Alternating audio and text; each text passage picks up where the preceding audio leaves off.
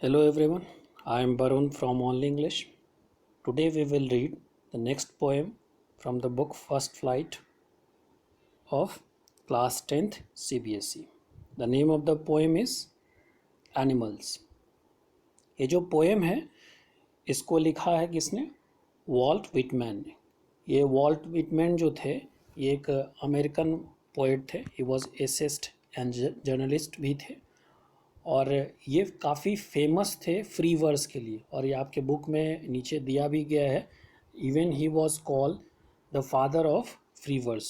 यहाँ पर एक दिया गया है कि वॉल्ट विटमैन 1819 यानी कि इनका जन्म जो है 31 मई 1819 को हुआ था और इनका डेथ जो है 26 मार्च 1892 को हुआ था। तो ये अमेरिकन काफ़ी फेमस थे और ये क्या कहा कि American poetry in the age when all poetry was rhymed and material. अब ये आपके इसमें भी दिया गया कि ये जो आपका पोएम है ये फ्री वर्स में लिखा गया। तो Whitman made a break with the traditions and rode the revolutionary new kind of poetry in the free verse. He was nonconformist. अब ये जो वर्ड है नॉन कॉन्फर्मिस्ट, इसका क्या मतलब होता है? इसका मतलब ये होता है कि someone who lives and think in a way that is different from other. यानी कि ये अपने स्टाइल में रहते थे, अपने तरीके से रहते थे, दूसरों से अलग सोच करके रहते थे। और इसीलिए जो ये पोएम जो हम पढ़ने वाले हैं एनिमल्स, ये इनका एक बुक जो पोइट्री था, जो यहाँ पर भी आपके इसमें लिखा गया है कि सॉन्ग ऑफ माई सेल्फ्स। ये थोड़ा सा कंट्रोवर्शियल भी रहा था। सॉन्ग ऑफ माई सेल्फ जो है ये कंट्रोवर्शियल पोएम भी था। क्यों था, पोइट्री क्यों था? तो इसमें कुछ ऐसी बातें थी जो कि उस समय में लोगों को अच्छा नहीं लगा, इसलिए ये कंट्रोवर्शियल रहा। इवन कि इनका लाइफ भी थोड़ा सा स्क्रूटनी, इनके लाइफ को भी थोड़ा सा स्क्रूटनी किया गया था, क्योंकि ये इनका लाइफ भी थोड़ा सा डिफरेंट था। तो अब होता ना कि अगर आपके सोसाइटी में थोड़ा सा अलग सोच के कुछ करते हैं तो ऑब्वियसली है कि आपको कॉन्सिक्वेंसेस जो है फेस करनी पड़ती है। हर इंसान के साथ ऐसा कुछ होता है। तो ये सब इनके लाइफ के बारे में था। तो ये जो पोएम इसलिए मैंने दिखा कि ये फ्री वर्स में लिखा गया, तो ये काफ़ी बड़े फेमस थे। अब ये उससे पहले ये उसके बाद ये पोएम है क्या, थोड़ा सा ये जान लेते हैं, उसके बाद इसके बारे में पढ़ेंगे कि पोएम क्या है। कि पोएट ने एनिमल्स को ज़्यादा प्रेफरेंस दिया है ह्यूमन बीइंग के रिस्पेक्ट में। यानी कि ह्यूमन बीइंग से अच्छा जो है इन्होंने एनिमल को अच्छा माना है कि ह्यूमन बीइंग जो अपनी क्वालिटी को खोते जा रहा है, इससे अच्छा इनको पोएट को लग रहा है कि जो एनिमल्स में ये सारे क्वालिटी हैं और इन एनिमल्स इससे अच्छा चीज़ हो सकता है। यही कारण हो इसलिए इनको फेस करना पड़ा हो ये सारी समस्या जो मैंने आपको पहले बताया। तो पढ़ते हैं और इसमें कुछ डिफ़िकल्ट वर्ड हो गए तो मैं आपको एक्सप्लेन करते जाऊंगा। बाकी राइमिंग स्कीम या जो भी कुछ पोइट्री डिवाइस है वो लास्ट में करें। I think I could turn and live with animals, they are so placid and self contain, I stand and look at them long and long. अब कह रहा है कि I think I could turn and live, कि वो सोचता है कि मैं क्या करूं, मैं जा कर के एनिमल के साथ रहूं।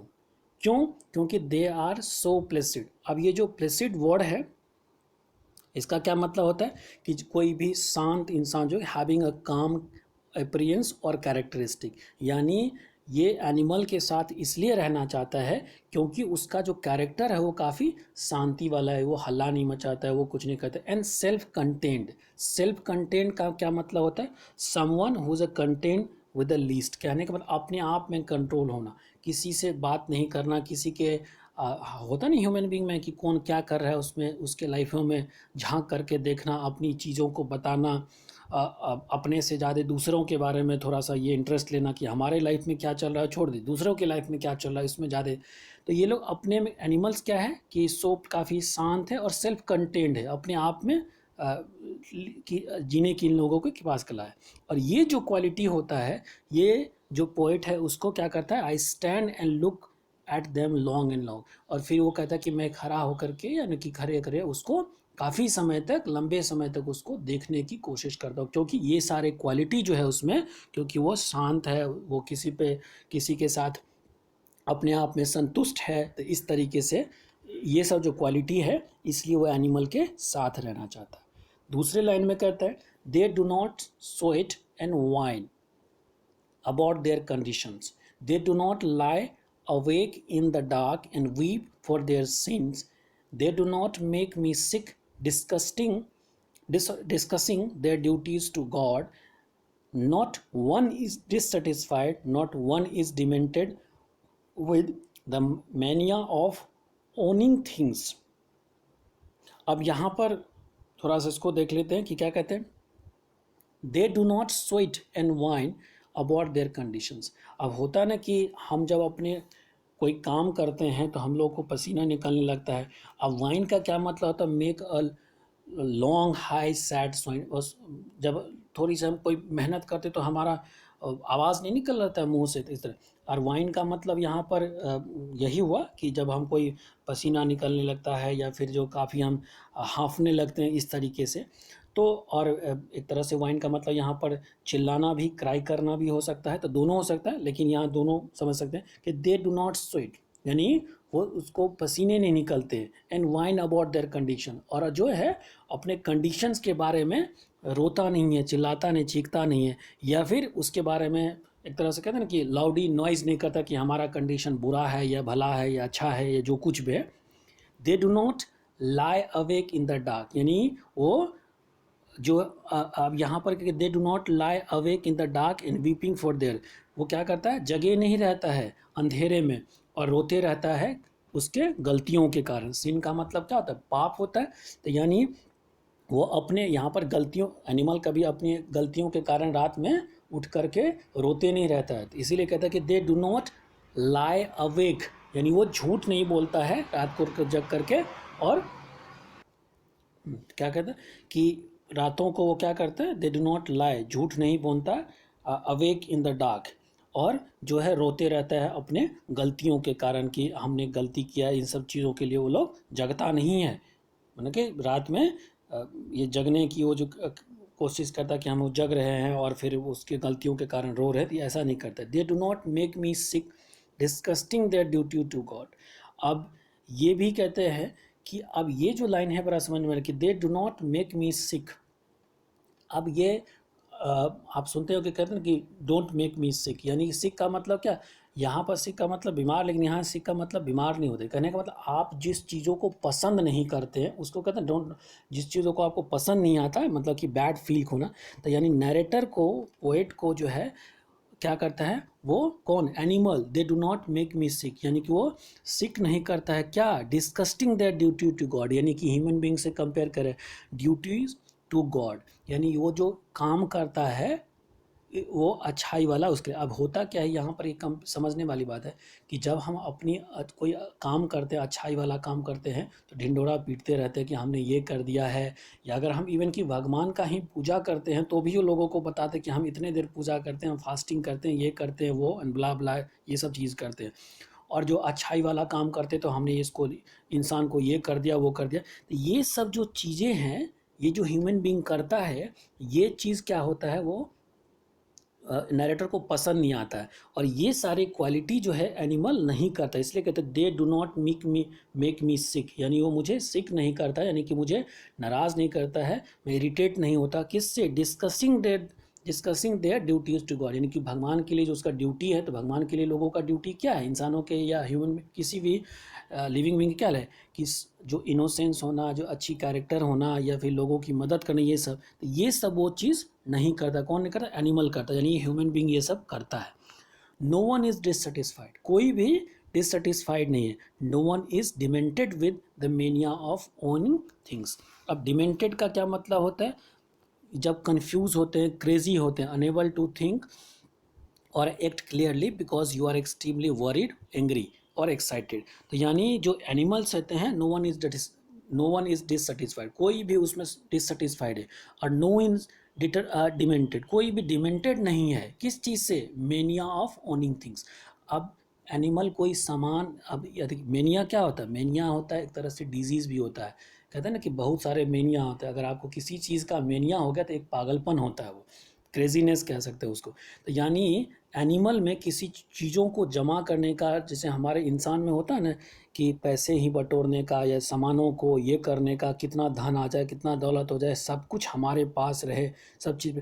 ये सब जो है एनिमल में नहीं होता। No one is demented with the mania of owning thing. कोई भी जो है इतना क्रेजी नहीं है, पागलपन नहीं है उन लोगों के पास, यानी उन लोगों एनिमल में इतनी समझदारी है कि वो इतना पागल नहीं है, बेवकूफ़ नहीं है कि चीज़ों को जमा करे जो हम ह्यूमन बीइंग करते हैं। तो इसलिए ये कह रहा है कि no one is demented with the mania of owning things. कोई भी इतना भी पागल या इस तरह से दिमाग से कंफ्यूज नहीं है, या इस तरह से कह सकते हैं कि उसका जो थॉट प्रोसेस है, इवन कि एनिमल का थॉट प्रोसेस इतना अच्छा है कि वो चीज़ों को जमा नहीं करता है, यानी कि ह्यूमन बीइंग करता है। तो इसलिए कह रहे no one is demented with the mania of owning things. फिर कहता है no one kneels to another nor to his kind that lives thousand of year ago. अब होता है ना कि ह्यूमन बीइंग में वो महाराजा हैं, वो राजा हैं, तो उसको प्रणाम किया जाए, उसके सामने में झुक करके नमस्कार किया जाए। तो ये जो चीज़ें चली आ रही है और अभी भी होता है, प्रधानमंत्री हो, प्राइम मिनिस्टर, चाहे प्रेसिडेंट हो, किसी के सामने या कोई बड़े से पैसे वाले हैं, इस तरह से जो हम करते हैं ना उसको झुक करके सलाम करते। यही बात करें कि no one kneels to another, यानी एनिमल में कोई किसी के सामने जो है झुक करके सलाम नहीं करता है। नॉर टू हिज काइंड, यानी कि उसके तरह का, यानी एक एनिमल दूसरे, हम ह्यूमन बीइंग में करते हैं ना कि ये not to his kind that lives thousands of year ago, यानी हम सदियों से वही फॉलो करते आ रहे हैं कि एक दूसरे को ये बड़ा, क्योंकि हम लोग इंसान हैं। अब इस यहाँ पर नरेटर का कहने का मतलब ये हो गया कि सारे हम लोग इंसान हैं, तो फिर बड़ा छोटा कहाँ से हुआ, और फिर बड़ा छोटा नहीं हुआ तो हम लोगों को झुक करके सलाम क्यों करते हैं, यानी घुटनों के बल जो राजाओं को किया जाता है, प्राइम मिनिस्टर को किया जाता है, या जो चलती आ रही, ये बात एनिमल में नहीं होता है। तो इसीलिए कह रहे no one kneels to another, यानी एक एनिमल दूसरे एनिमल को नहीं करता है। अपने ही काइंड का छोड़, दूसरे काइंड का तो छोड़ दो, अपनों भी काइंड का नहीं करता है, जो कि थाउजेंड्स ऑफ ईयर से रहते आ रहा है, यानी कि हम लोग ये चीज़ करते आ रहे हैं और एनिमल नहीं करता है। नो वन इज़ रिस्पेक्टेबल, यानी उनमें कोई भी रिस्पेक्टेबल नहीं है। यानी ये होता है ना हमारे में कि ये समाज में पैसे वाले हैं, ये बड़े पोस्ट वाले हैं, तो ये रिस्पेक्टेबल हैं। अगर कोई यूपीएससी क्रैक कर लिया, कोई आईएएस है, कोई आईटीएन है, तो रिस्पेक्टेबल हैं, और कोई अगर रिक्शा पुलर है तो वो रिस्पेक्टेबल नहीं है। तो ये बात कहने की कोशिश करके नो वन इज़ रिस्पेक्टेबल और unhappy over the whole earth, यानी पूरी अर्थ पे एनिमल के प्रजाति में कोई भी रिस्पेक्टेबल नहीं है, सब इक्वल है और कोई इस बात से अनहैप्पी नहीं है। So they show their relation to me, और इसीलिए वो जो अपना रिलेशन दिखाता है, एंड आई एक्सेप्ट। और इसीलिए रात में नरेटर कहता है कि ये सब जो क्वालिटी है एनिमल में, इसी कारण मैं उसको एक्सेप्ट करता हूँ और मैं चाहता हूँ उसके साथ रहूँ। So they saw their relations to me, और वो जो है अपनी जो क्वालिटी है जो कभी ह्यूमन बीइंग में हुआ करता था वो एनिमल में है, और इसीलिए मैं उसको एक्सेप्ट करता हूँ और उसके साथ रहना चाहता हूँ। दे bring me token of my self, they invents them plainly in their possessions. अब कह रहा है कि दे ब्रिंग मी, यहाँ टोकन का मतलब गिफ्ट हुआ, यानी कि गिफ्ट मतलब व्हाट, अच्छी क्वालिटी, यानी जो एक कैरेक्टर होना चाहिए ह्यूमन बीइंग में, इंसान को जो भगवान बनाया तो उसमें इनोसेंस होना चाहिए, लोगों के प्रति सम्मान होना चाहिए, मान होना चाहिए, ह्यूमैनिटी होनी चाहिए। ये सब जो कैरेक्टर था, यही यहाँ पर टोकनिज्म की बात की गई है कि they bring me token to my myself ये जो एनिमल्स है वो उसको एक गिफ्ट के तरह वो चीज़ दिखाता है। दे इन्वेंट्स, अब यहाँ इन्वेंट्स का क्या मतलब हुआ कि make something obvious and show something clearly, यानी यही जो बात है वो इसको दिखाता है, किसको, नरेटर को। Them plainly in the positions, यानी ये जो अच्छी वाली क्वालिटी है ना, ये इनोसेंस वाली या एक दूसरे को इक्वल मानने वाला या इस तरह की क्वालिटी, ये किस में दिखता है, किसके पोजीशन में, ये एनिमल के पोजीशन में है। और यही क्वालिटी वो लाता है किसके, नरेटर के लिए। इसलिए कहता है कि they bring me token of my self, यानी वो अच्छी क्वालिटी मुझे लाता है जो कि मैं मुझे दिखता है। And they invents them plainly in their, और ये चीज़ जो है, इन्वेंट्स का मतलब शो करना, ये उसके पोजीशन में यानी कि उसके चीज़ों में दिखता है, उन लोगों के पास ये दिखता है, किसके पास, एनिमल के पास। I wonder where they get those tokens. अब नरेटर लास्ट में कहता है मुझे आश्चर्य लगता है कि आखिर ये जो क्वालिटी है टोकन्स वहाँ पर, यानी ये जो ऊपर वाला टोकन्स की बात की, आखिर वो वहाँ के कहाँ से मिला उन लोगों के।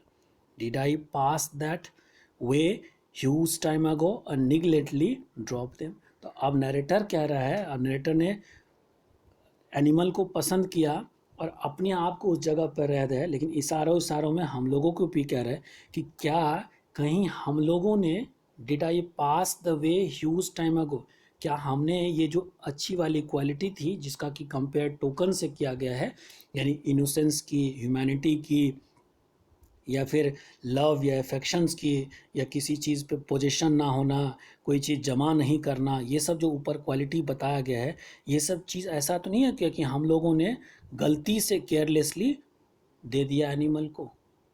अब कितनी बड़ी बात कह दिया यहाँ पर कि I wonder where they get those tokens, क्योंकि भगवान ने सबसे बुद्धिमान इंसान को बनाया और इंसान में सारा ये जो ग्रीडीनेस है, ये सब सारा क्वालिटी जो भर गया है, जैसे यहाँ पर ओनिंग थिंग्स की बात की गई है, ये सब जो भर चुका है, तो क्या ऐसा तो नहीं हुआ कि डिड आई पास, कि मैंने अब अपने आप को वहाँ पर ले लिया है, दैट ह्यूज टाइम अगो, बहुत पहले ही, निगलेक्टली का मतलब यानी कि केयरलेस तरीके से ड्रॉप कर दिया और एनिमल ने उस चीज़ को ले लिया।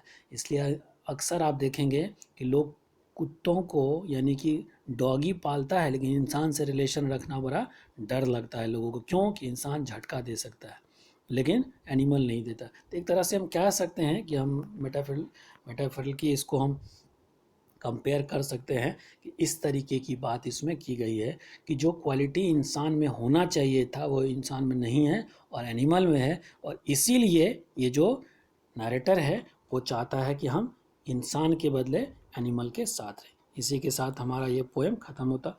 अब देखते हैं इसमें कि क्या कोई राइमिंग स्कीम है या कुछ और जो चीज़ें हैं इसमें बना है या नहीं बना है, तो देख लेते हैं।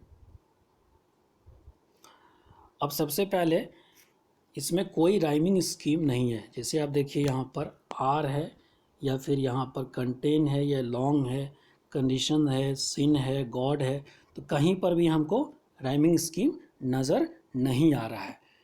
और ये शुरुआत में भी आपको बताया गया था कि ये फ्री वर्ड्स में लिखा गया है, तो कभी भी फ्री वर्ड्स का मतलब ये होता है जब राइमिंग स्कीम नहीं होता। दूसरा देखते हैं कि कोई पोइट्रिक डिवाइस और है इसमें, तो देखने की कोशिश करते हैं कि और है। तो सबसे पहले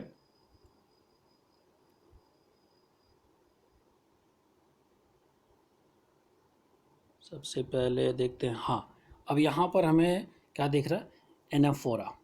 हमने एनाफोरा क्या पढ़ा था कि एनाफोरा क्या होता है, जब एक ही वर्ड जो है खास करके रिपीट होता है ऊपर और नीचे, तो हम उसको क्या कहते हैं, एनाफोरा। तो अब देखिए यहाँ पर दे do not, they do not, they do not, यानी ये जो ऊपर जो वर्ड रिपीट किया गया है, तो ये तीनों जो वर्ड है इसको हम क्या कहते हैं, एनाफोरा। तो यानी एक यहाँ पर डिवाइस ये दिया गया है। ठीक, उसके बाद देखते हैं कि इंजैममेंट कहीं दिया है, जैसे I think I could turn to live, comma दिया है, दे, तो चलिए इसमें इंजॉयमेंट भी कहीं पर नहीं दिया। उसके बाद देख लेते हैं और क्या है, और फिर देखते हैं और नो वन रिस्पेक्टेबल, यस, एक और वर्ड है जिसको हम क्या कहते हैं, एलिट्रेशन, जिसको हम कहते हैं एलिट्रेशन। तो यहाँ एलिट्रेशन क्या होता है, जब सेम तरह का साउंड जो है, खास करके कॉन्सोनेंट से जो वर्ड रिपीट होता है उसको कहते हैं, जैसे कि वंडर, वेयर, यानी कि व डब्ल्यू से वर्ड शुरू हो रहा है और व का प्रोनाउंसिएशन हो रहा है, तो इसी को कहते हैं एलिट्रेशंस। एलिट्रेशंस क्या होता है, जो होता है ऑफ द सेम साउंड या sounds specially consonant at the beginning of the several word, यानी कि वेयर, वेयर, व का। तो इस तरीके से ये इसमें आपको पोएटिक डिवाइस है, बाकी और कुछ चीज़ इसमें यूज़ नहीं किया गया है। ठीक, तो इसके साथ हमारा ये पोएम ख़त्म होता है। मिलते हैं नेक्स्ट में। अगर आपको ये वीडियो पसंद आता है तो आप इसको लाइक करें, कमेंट करें, शेयर करें और मेरा चैनल भी सब्सक्राइब करें। आप करेंगे तो मुझे इनकरेजमेंट मिलेगा, और चूँकि मैं पूरा सिलेबस जो आपका 10th का है उसको टोटल बनाऊंगा, उसमें आपकी जो जितने सारे राइटिंग जो सेगमेंट होता है उसमें नोटिस या स्टोरी राइटिंग या फिर अप्लीकेशंस, जितने सारे होते हैं, लेटर राइटिंग, सारा कुछ बताऊंगा। और इसमें भी कहीं दिक्कत हो तो आप कभी भी कमेंट बॉक्स में हमसे पूछ सकते हैं। Till that time, have a good day.